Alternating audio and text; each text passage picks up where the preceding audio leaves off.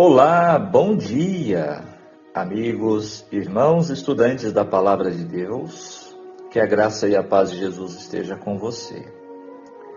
Hoje nós vamos estudar o capítulo 9 de 2 Reis e vamos extrair os ensinamentos preciosos e divinos que ele nos traz. Neste capítulo, nós vamos encontrar o fim de Jezabel e sua maldade.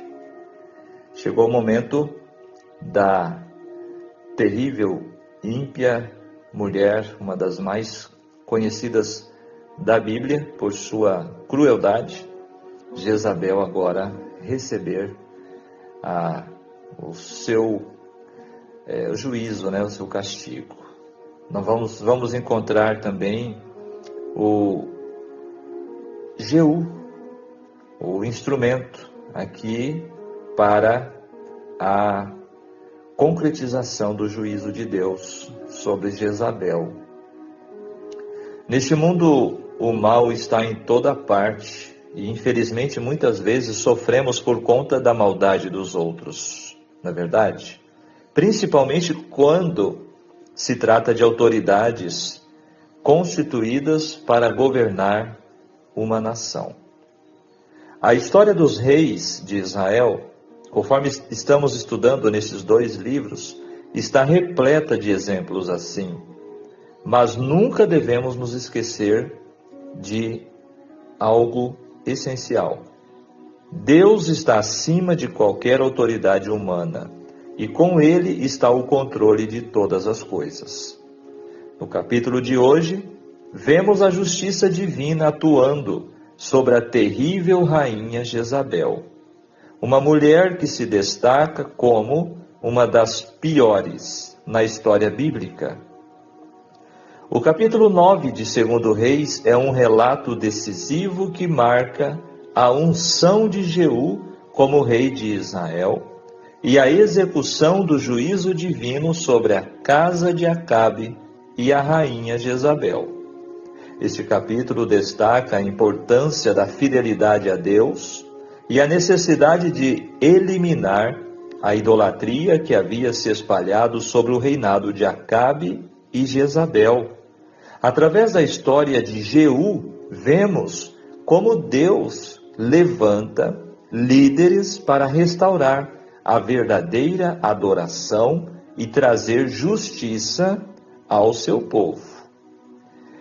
Este é um pequeno detalhe, um pequeno resumo do que o capítulo 9 traz a nós. Mas vale a pena você continuar comigo, porque assim como um garimpeiro, ele não encontra o ouro ou a pedra preciosa na superfície, ele tem que cavar. É assim que a jornada bíblica oferece a você este recurso de cavar mais fundo na palavra de Deus. Então fique comigo, deixe o seu joinha, compartilhe e se ainda não é inscrito, inscreva-se para que você não perca nenhum estudo. Nos versos 1 a 3, a escolha de Jeú como próximo rei de Israel foi por designação profética. O nome Jeú significa Ele é o Senhor. As instruções dadas por Eliseu a um dos filhos dos profetas foram caracterizadas por sigilo e intrigas. A ação do profeta foi aliciante aos olhos do rei da época. Versos 4 e 5. A ti, o servo era obediente a Eliseu e ousado em sua abordagem a Jeú. Verso 6, declara que derramou o azeite. Assim como no caso de Azael, no capítulo anterior, a terceira parte da ordem de Deus ao profeta Elias foi realizada por outra pessoa. Primeiro, Elias cumpriu pessoalmente a divina diretriz a respeito de Eliseu, ungindo como o seu sucessor. Então, Este pôs em andamento agora o processo que executaria os outros 2 comandos. Eliseu cumpriu a ordem concernente a Azael. Por fim, um dos filhos dos profetas que serviam a Eliseu ungiu Jeú. Então não foi o próprio Eliseu, foi um dos filhos dos profetas. No Antigo Testamento, o ato de ungir era normalmente reservado para um rei ou para o sumo sacerdote. Versículos 7 a 10 destaca as palavras proféticas a Jeú, indicam que ele destruiria o mal da casa de Acabe. Como nós vimos no estudo passado, a família de Acabe agora estava tanto em Israel quanto em Judá. E agora a situação estava mais complicada. Então, nesse sentido, uma atenção especial foi dada à perversa esposa de Acabe, Jezabel. Seu horrível fim foi predito. Após ser transmitida a dura mensagem do Senhor a Jeú, o jovem profeta fugiu, como Eliseu lhe ordenara. Sua vida, afinal, estava em perigo. Neste momento, somente ele sabia o que acontecera com Jeú. Verso 11, interessante. Os outros que estavam junto com Jeú falaram: o que aquele louco queria com você?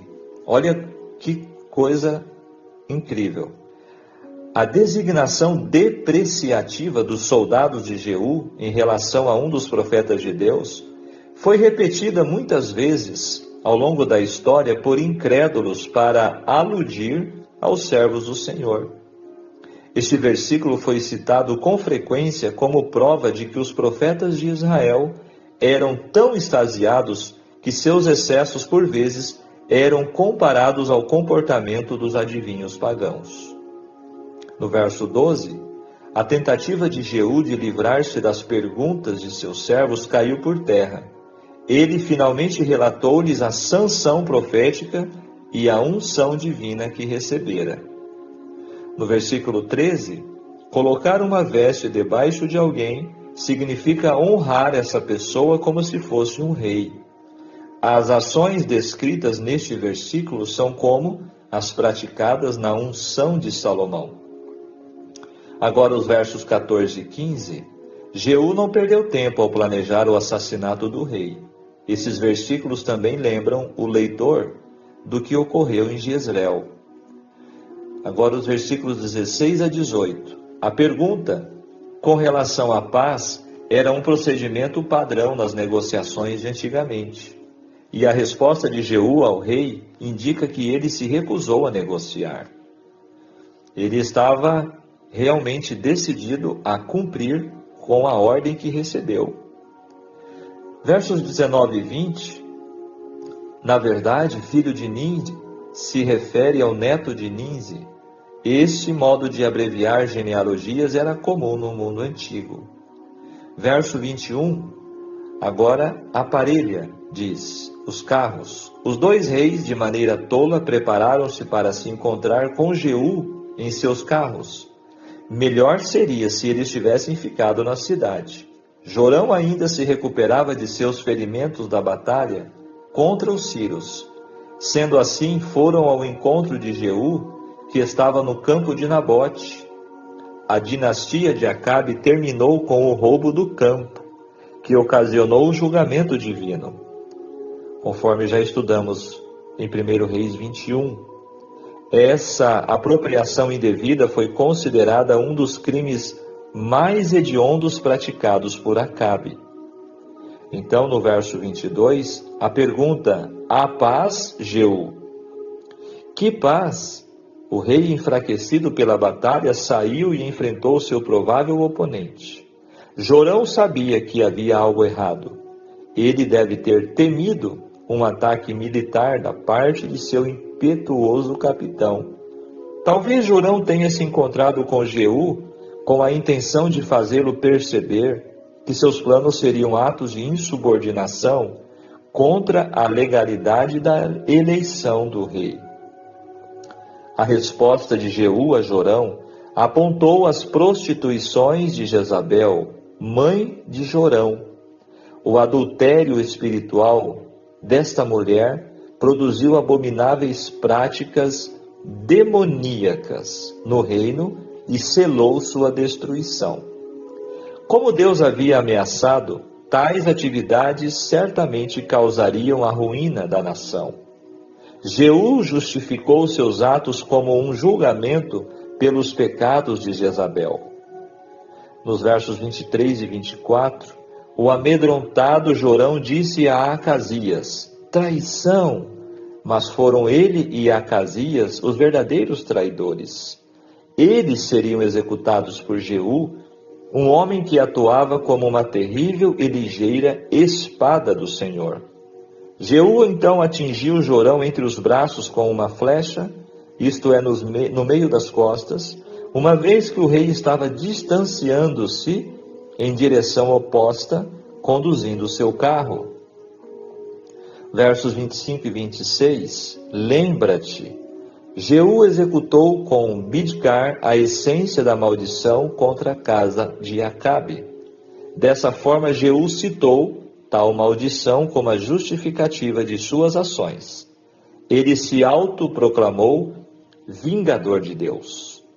Versos 27 a 29, Acasias, ferido, aparentemente conseguiu chegar a Samaria, onde foi pego pelos homens de Jeú e levado a Megido. Faleceu neste lugar. Seu corpo finalmente foi enterrado nas sepulturas reais de Jerusalém. No verso 26, de seus filhos, esta é a primeira menção da morte dos filhos de Nabote com o pai. Mas, a fim de que Acabe tivesse direito à vinha, era necessário tirar os filhos do caminho. A morte de pai e filhos inocentes tornaram este o mais ultrajante de todos os crimes de Acabe e Jezabel. Versículo 28. A Jerusalém. Não era propósito de Deus que a nação de Judá se associasse com a nação vizinha do norte, em aliança íntima. A conduta de Acasias em auxiliar Jorão na guerra contra Azael também foi repreensível, como lá no dia de Josafá. Aos olhos de Deus, Acasias pagou com a própria vida por essa aliança. Agora o verso 30 destaca algo muito impressionante, destacando a maneira como Jezabel se preparou para encontrar-se com Jeú. Diz que ela se pintou, ela então se enfeitou, ela adornou a cabeça com um arco turbante, literalmente quer dizer, ela embelezou a cabeça. Ela foi desafiadora, foi impenitente até o último momento. Usou todos os seus adornos e vestiu o traje mais imponente, querendo chamar a atenção. Em vista de seu negro registro de pecado, Jezabel poderia ter colocado um pano de saco e sentado em cinzas. No entanto, o seu espírito orgulhoso recusava ser humilhado e seu coração de pedra não se moveu. Era realmente uma pessoa terrível, dura e impenitente.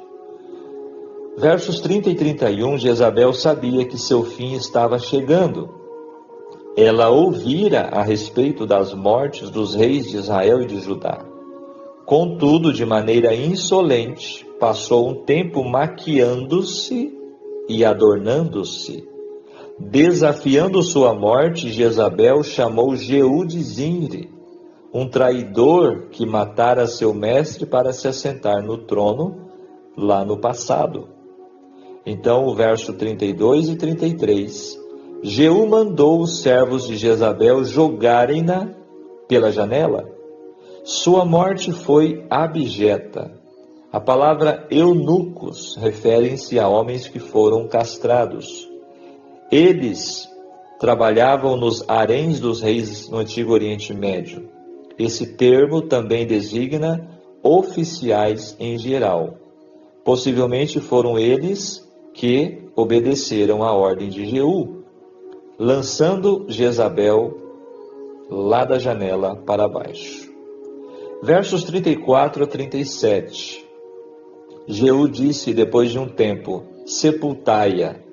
Após Jeú mandar matar Jezabel, ele adentrou o palácio para comer e beber.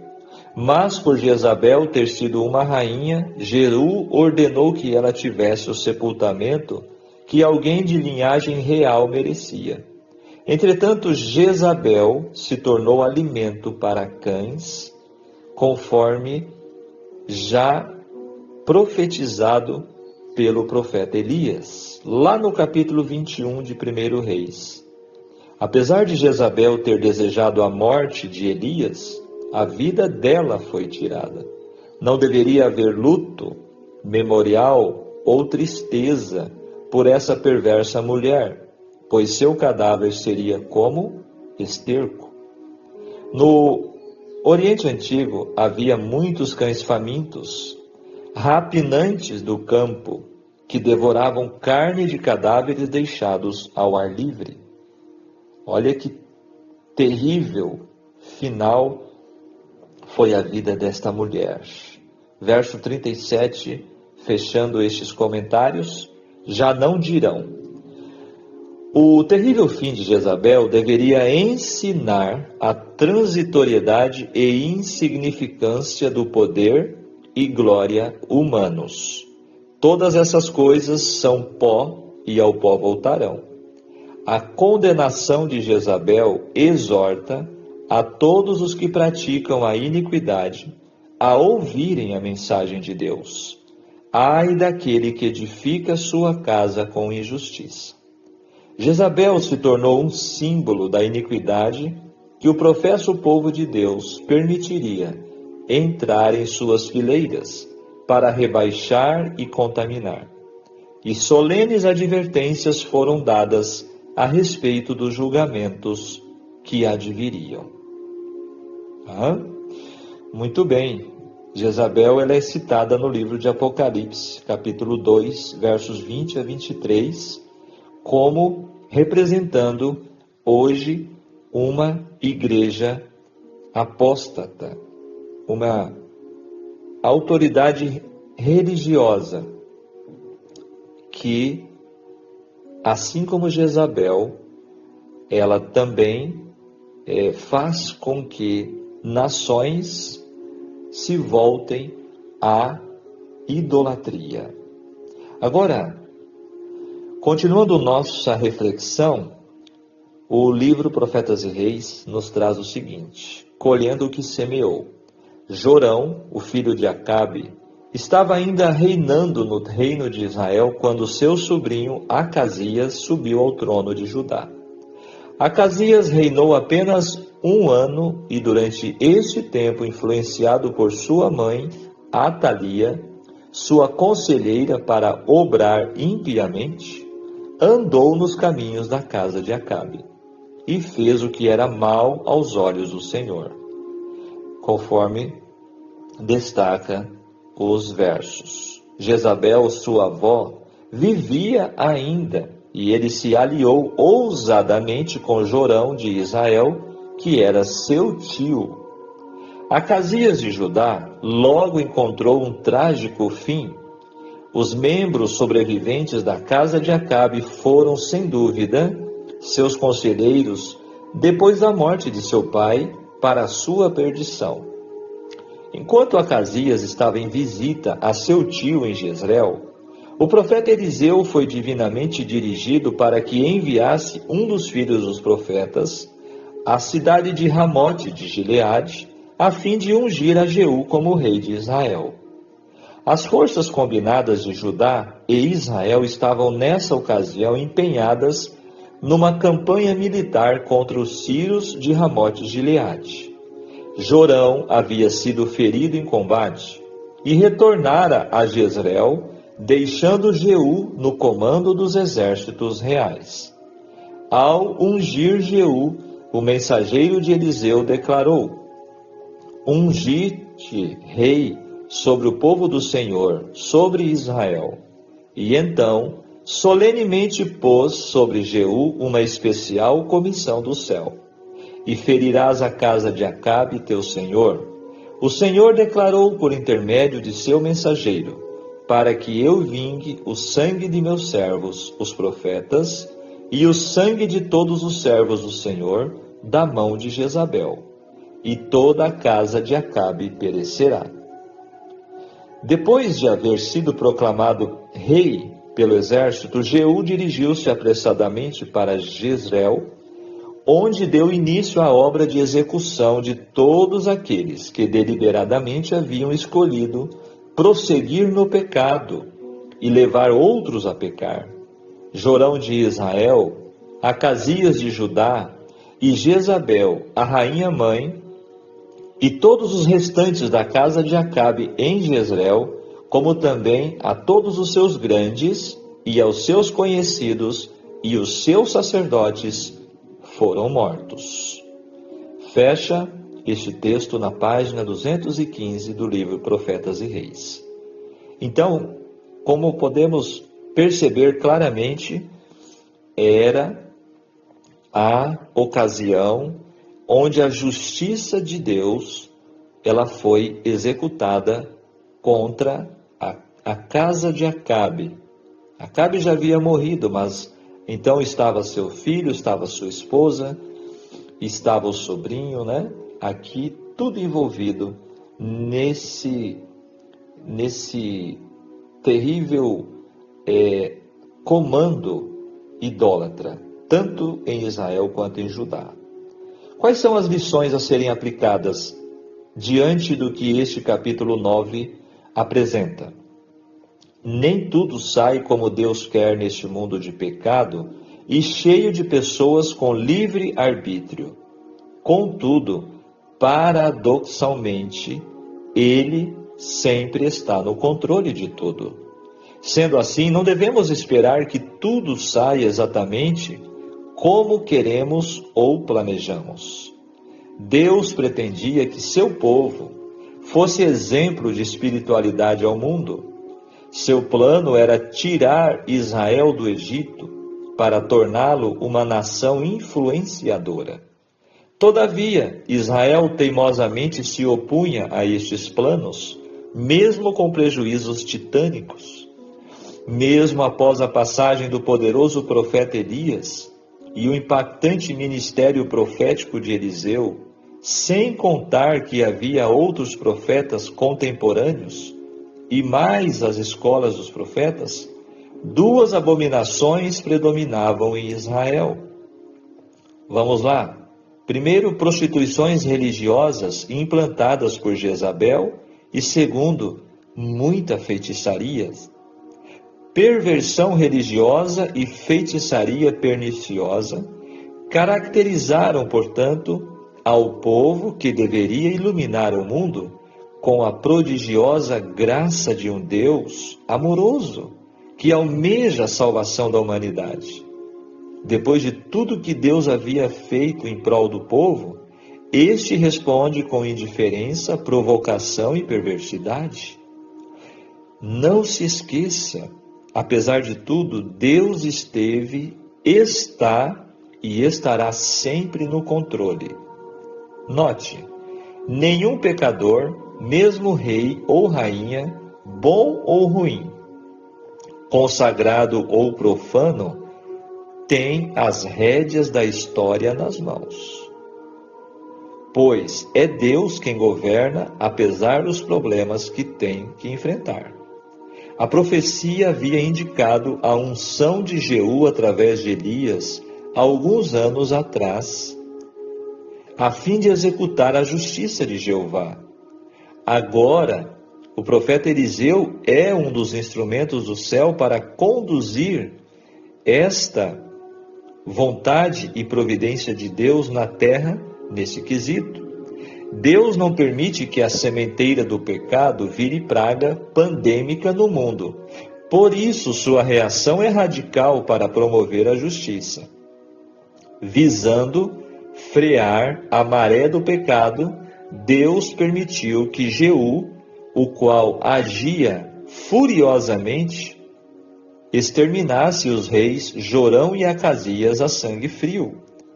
Embora, amados, Deus fique irado quando há crescente onda de pecado no mundo, Ele não age, veja bem, Deus não age sem antes avisar por meio dos seus profetas. Hoje, a sua palavra nos avisa, nos alerta sobre o que vai acontecer. Deus anuncia almejando, sabe o quê? Arrependimento. Agora, havendo rebeldia, o juízo torna-se imprescindível. Jezabel é a rainha da vaidade, da sedução e perversidade. Ela pode ser usada como um símbolo de vaidade, sedução e perversidade. O ícone da falsa beleza. Olha como está o mundo hoje. Essa vaidade que é uma verdadeira idolatria. Embora ela tenha muitos seguidores na atualidade, sejamos imitadores de Deus para refletir o caráter divino neste mundo deplorável. Esse é o apelo a mim e a você no estudo de hoje. Agora, momento de refletir, momento final. A ação de Jeú ao cumprir a ordem de Deus para eliminar Jezabel e os adoradores de Baal reflete a justiça de Deus e a necessidade de restaurar a verdadeira adoração em meio a um povo que se afastou de seus caminhos. A morte de Jezabel é um marco que representa não apenas a derrota de uma rainha ímpia, mas também a purificação espiritual de Israel. A história nos ensina que a desobediência e a idolatria têm consequências severas. E que a justiça de Deus, embora possa parecer tardia, sempre prevalecerá no tempo de Deus. A queda de Jezabel serve como um aviso sobre os perigos de se opor a Deus e de promover a corrupção. Além disso, a narrativa destaca a importância da liderança fiel e da coragem em confrontar a injustiça. Jeú, ao assumir a responsabilidade de restaurar a ordem e a verdadeira adoração, se torna um exemplo de como a fé e a determinação podem levar a mudanças significativas. A história nos convida a refletir sobre nossas próprias vidas e a importância de permanecer firmes na verdadeira adoração, evitando assim as armadilhas da idolatria. Portanto, se as injustiças deste mundo lhe causam indignação, acredite, bem-aventurados os que têm fome e sede de justiça, porque serão fartos.